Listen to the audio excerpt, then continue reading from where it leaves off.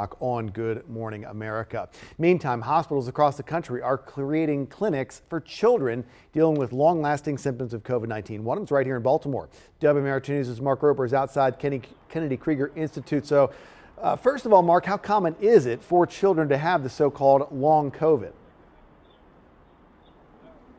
Oh, good morning, Christian. Kids represent a small percentage of the total number of people who tested positive for the virus. And while kids represent the effects of COVID are not as severe in kids as in adults, doctors here at the Kennedy Krieger Institute say there is a small group of kids who are not immune from the long-lasting symptoms of COVID.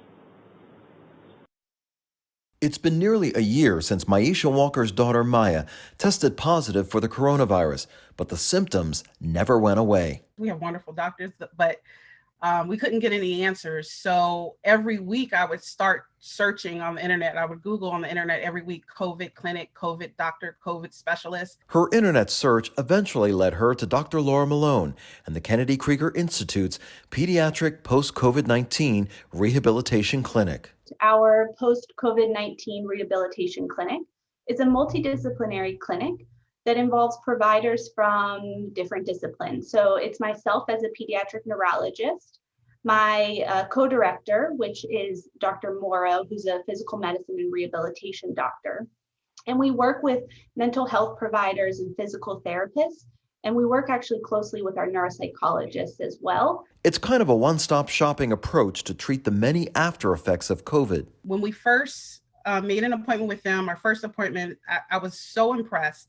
They had several doctors come in, a neurologist, social worker, we had physical therapy. They all did lots of tests and evaluations. It can affect all aspects of your life. And so we use providers that have expertise in different areas to say, I think that mental health concerns might be playing a role in this aspect, or I feel like that fatigue can be improved by doing these types of exercises. And so we put all of those together and talk about the patient as a whole. And it's not just any one symptom, it's about how those symptoms are overlaying on each other. Symptoms which affect more than just a patient's physical health. It's affecting their ability to perform in school. Their grades are dropping, they have to take breaks, and accommodations have to be made to get them back to where they were. And it's been a difficult time for this high school sophomore who has yet to have a real high school experience. I am so ready for this to be over. It's really important for parents to say that